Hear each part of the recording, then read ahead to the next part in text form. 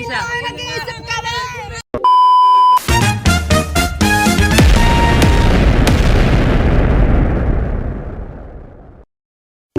So for today guys, samahan nyo kami papunta sa Manila upang tikman ang mga samot-saring pagkain na makikita lamang sa loob ng Quiapo.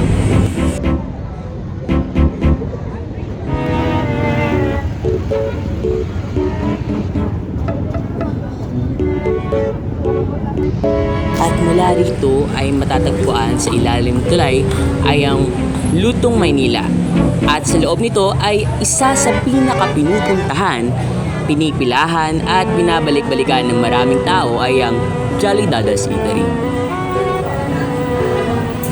Napakarami ng kanilang mga putahe dito katulad na lamang ng lumpiang sariwa, puto, halo-halo, at syempre ang panghuli at higit sa lahat ay ang kanilang pinagmamalaki na specialty ay ang kanilang napakasarap, nakakatakam na overloaded palabok.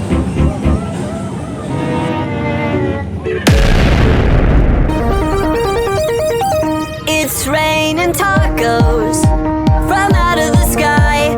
Tacos, no need to ask why. Just open your mouth. Nagsimula ang kainan mula pa noong 1940s na mismong itinaguyod ng ina ni Aling Dada na mismong naipamaan sa kanya at ngayon ay pinapatakbo ng kanyang mga pamangkin. Ang kanilang palabok ay nagkakahalaga lamang ng 80 pesos, sulit na dahil meron chicharong bulaklak, pusit at sarsa at iba pang mga sahog. Kagaya na lamang ng tokwa, baboy at nilagang itlog. Anong lasa ng palabok? Ngayon sa stage ka na.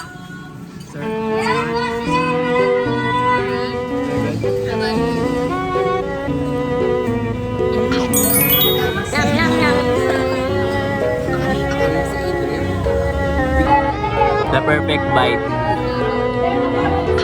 Yum, yum, yum.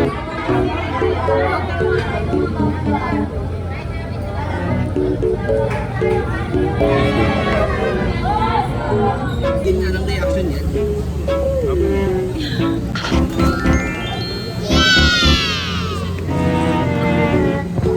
Yeah.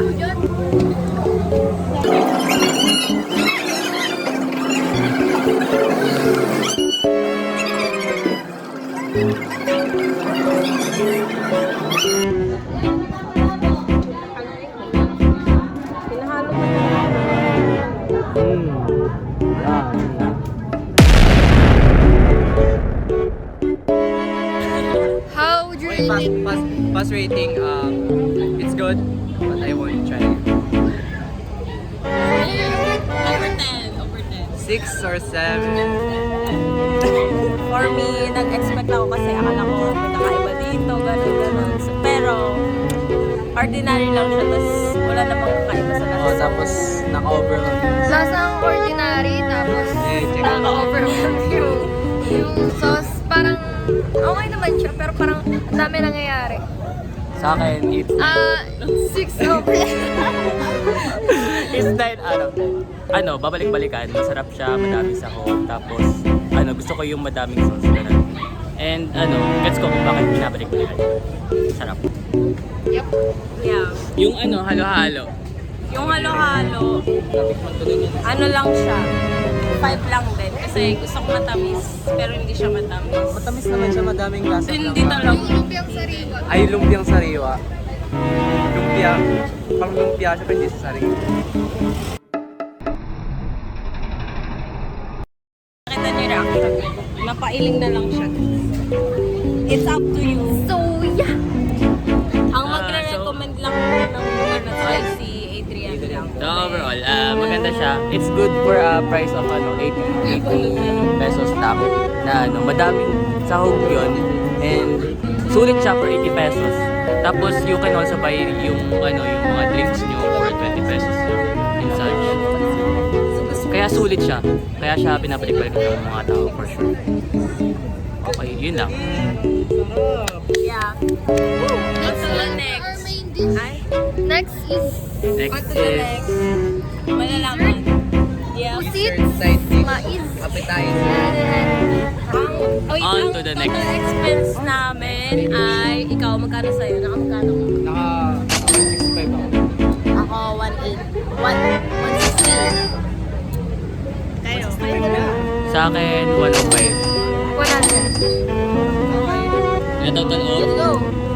Bukas na. Kayo na bahala.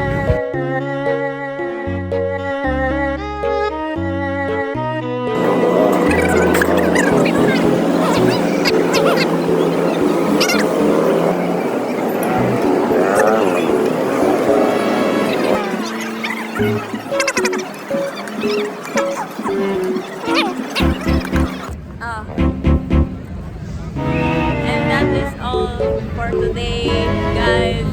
Yeah, uwi na po kami so Bye-bye. much. So, yeah. Thank You. for Bye-bye. Bye-bye!